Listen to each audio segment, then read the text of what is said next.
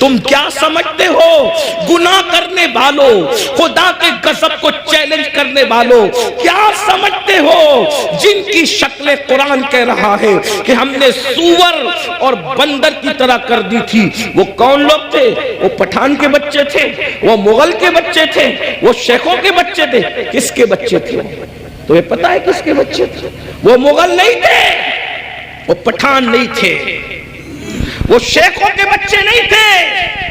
جن کی صورتیں اللہ نے سور اور بندروں کی طرح کی وہ انبیاء کی اولاد میں سے تھے۔ اللہ قرآن اٹھا باضابطہ ان کا نسب پہلے بیان کیا۔ بے شک وہ بنی اسرائیل تھے، اور بنی اسرائیل کون ہے؟ اسرائیل حضرت یعقوب کا لقب ہے، اور بنی اسرائیل مطلب اولاد یعقوب، اولاد یعقوب، اللہ اکبر۔ اور اولاد یعقوب کا مطلب کیا؟ یہ بنی اسرائیل اور یعقوب علیہ السلام کا سلسلہ نسب کیا؟ یعقوب علیہ السلام کی ابا حضرت اسحاق علیہ السلام، اسحاق علیہ السلام کی ابا جان حضرت سیدنا ابراہیم علیہ السلام، یہ ہے ان کا سلسلہ نسب۔ لیکن اللہ، اب میں آپ سب کی توجہ چاہتا ہوں، اپنے بھائیوں کی بھی اور بہنوں کی بھی۔ میرے بھائیوں، جب نبی کی پیغمبروں کی اولاد گناہ کرے تو اللہ دنیا کے اندر ان کی شکل سور اور بندر کی طرح کر دے تو ہمارا کیا حال ہوگا، ہمارا کیا انجام ہوگا؟ آپ سوچتے ہیں لیکن اس دنیا میں تو کسی کی شکل سور اور بندر کی طرح نہیں ہوتی۔ میں نے کہا الحمدللہ بالکل نہیں ہوتی۔ اس کی وجہ یہ ہے کہ ان کو جو پیغمبر ملے تھے وہ اور تھے، اور ہمیں جو نبی ملا ہے وہ اور ہے۔ ہمارا نبی نبی الانبیاء ہے، ہمارے آقا سید الانبیاء ہے، ہمارے آقا محبوب خدا ہے۔ لیکن یاد رکھنا، اس کا یہ مطلب نہیں کہ محبوب کی خاطر اگر دنیا میں شکلیں نہیں بگڑ رہی ہے تو قبر میں بھی نہیں بگڑے گی، ایسا نہیں ہے۔ قبر میں شکلیں بگڑے گی۔ اللہ کے رسول علیہ السلام نے فرمایا، ہم نے شب معراج، آقا فرماتے ہم نے شب معراج جب جہنم کا مشاہدہ کیا تو ہم نے دیکھا کہ کچھ لوگوں کی شکل کتے کی طرح ہے، کچھ لوگوں کی شکل خنزیر کی طرح ہے، کچھ لوگوں کی شکل بندر کی طرح ہے۔ حضور فرماتے ہم نے شب معراج دیکھا۔ اللہ اکبر، اللہ سے ڈرتے کیوں نہیں؟ اللہ سے خوف کرتے کیوں نہیں؟ آئیے میں آپ کو بتاؤں۔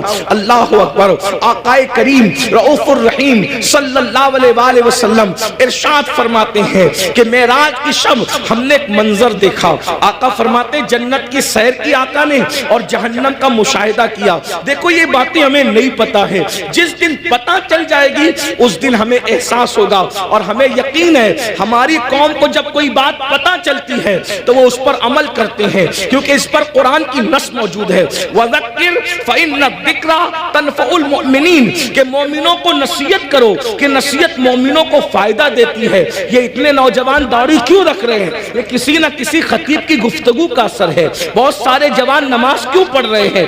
اللہ اکبر، بہت سارے علاقوں میں ہم لوگ گئے نہیں، بہت سارے دوسرے خطبہ نہیں گئے، لیکن کسی نے کہا ہمارے امام صاحب نے نماز پہ تقریر کی، ہم نمازی بن گئے، داڑھی پہ تقریر کی، ہم داڑھی رکھیں۔ تو پتہ چلا یہ جلسے بالکل بھی لایانی نہیں ہے، غیر ضروری نہیں ہے۔ مومنین کو نصیحت فائدہ دیتی ہے، بس ناصح کی نیت صحیح ہونی چاہیے، اور سننے والوں کو بھی صحیح طور پر سننے کا شوق ہونا چاہیے۔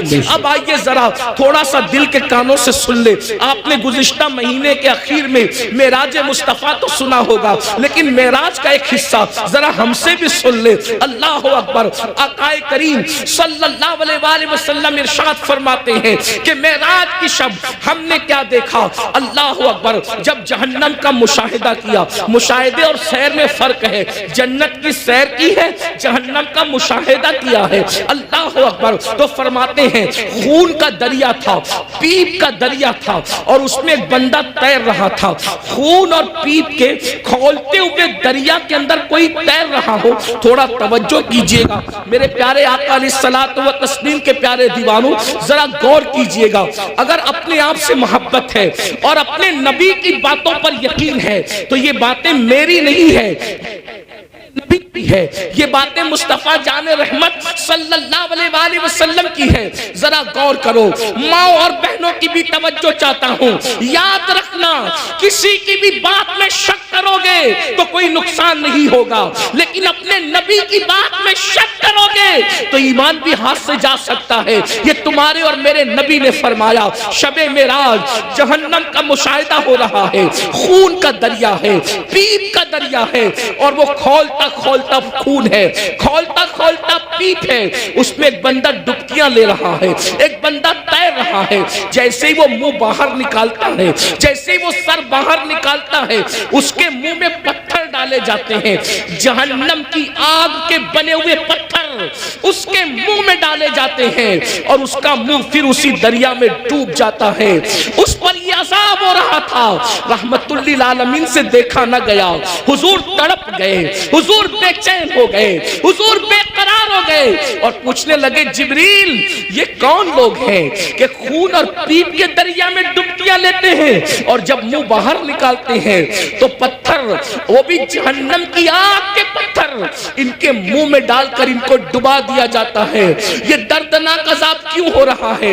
تو جبریل امین نے عرض کیا، یا رسول اللہ یہ آپ کی امت کے وہ لوگ ہیں جو دنیا میں سود کھایا کرتے تھے، یہ سود کا کاروبار کیا کرتے تھے، یہ سود کا دھندا کیا کرتے تھے۔ میں آپ سے پوچھنا چاہتا ہوں، دنیا ہی سب کچھ ہے؟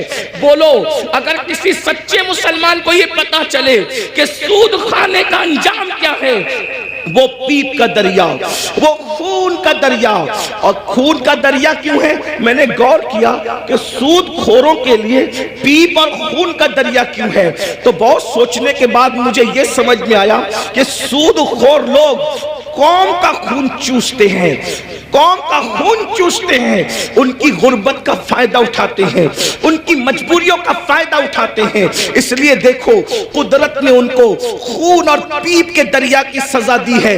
اب میں آپ سے پوچھنا چاہتا ہوں، اے سود کا دھندا کر کے، اے بیاج کا دھندا کر کے، اے انٹرسٹ کا دھندا کر کے مالدار بننے والوں، ذرا غور کیجئے، کتنا بھی مال کما لوگے، تھوڑا دھیان دینا میری بات پر، کتنا بھی بڑا محل ہو، تاج محل کی طرح بھی محل بنا لو، جب آخری میں ڈاکٹر کہے گا نا کہ یہ بہت بیمار ہے، اس کے بچنے کی امید نہیں ہے، تو آپ کے بچے، ہمارے بچے کیا کریں گے؟ آپ ہو یا ہم ہو، کوئی ہو، بولو بچے کیا کریں گے؟ اٹھا کے سیدھا ہاسپٹل میں داخل کر دیں گے۔ بتاؤ، جس مال کو اللہ کی نافرمانی کر کے کمایا تھا، کروڑوں روپے کا محل بنایا تھا حرام مال سے یا حلال سے بھی بنایا تھا، لیکن آخری سانسیں کہاں لے رہے ہو؟ آخری سانسیں کہاں لے رہے ہو؟ ہاسپٹل کی چار دیواری میں۔ یہی ہے نا تمہاری دنیا، جس دنیا کی خاطر اللہ کو ناراض کیا، جس دنیا کی خاطر خدا کو ناراض کیا، آخری اینڈ کیا ہے؟ آخری انجام کیا ہے؟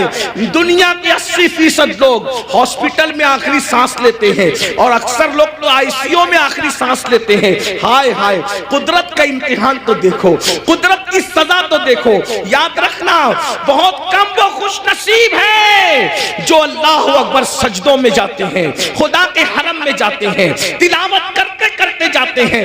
80% لوگ دوا خانوں کی چار دیواریوں میں آخری سانس لیتے ہیں۔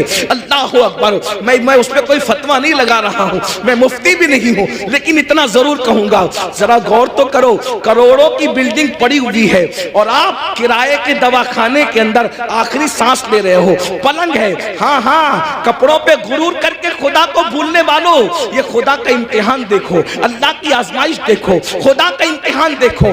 ان عذاب ربک لواقع، ارے فرعون جس امتحان سے گزرا، اس امتحان سے تم بھی گزارے جاؤ گے۔ خدا کے غضب کو چیلنج کرنے والوں اپنے کپڑوں پہ اتراتے تھے، پہنانے والے خدا پہ ناز نہیں تھا، کپڑوں پہ گھمنڈ تھا نا، کپڑوں پہ غرور تھا نا۔ کیا ہوتا ہے؟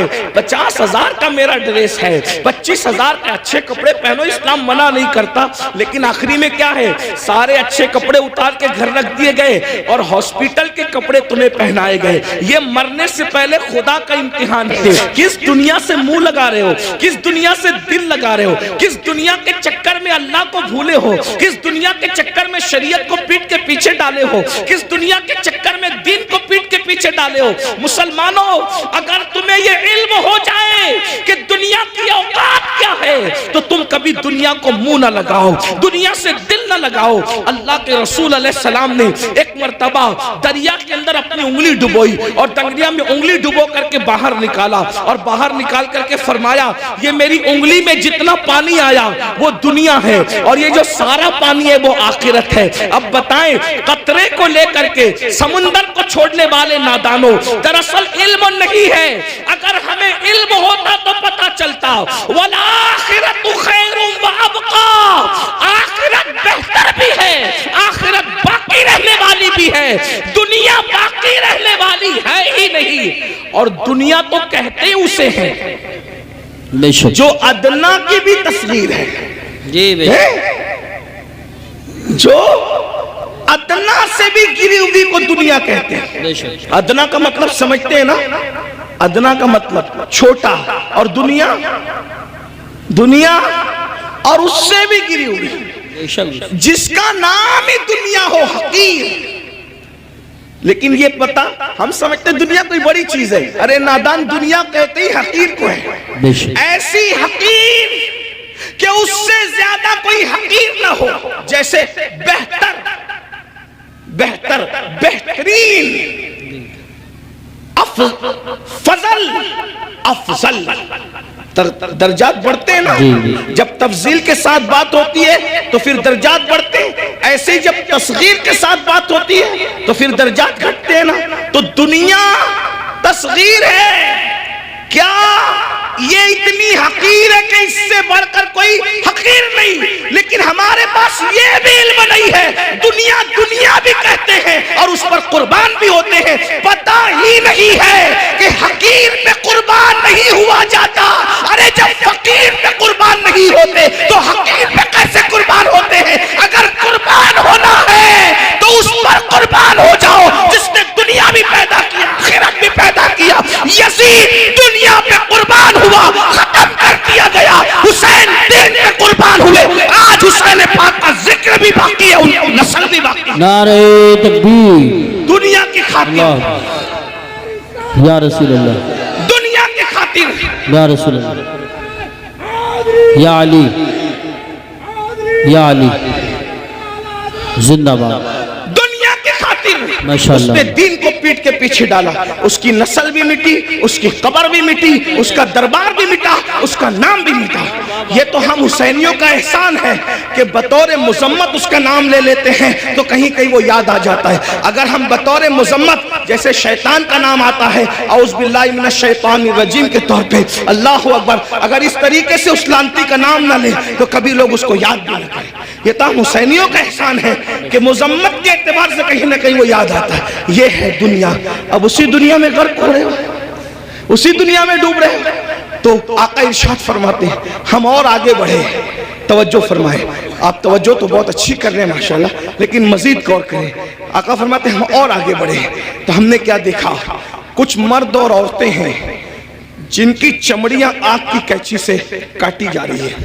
بس میں بات طویل نہیں کروں گا اور ختم بھی کر دوں گا وقت پہ، کیونکہ ہم 1 گھنٹہ لیٹ چل رہے ہیں اور مجھے دوسرے پروگرام کی طرف، رات کے پروگرام کی طرف جانا بھی ہے۔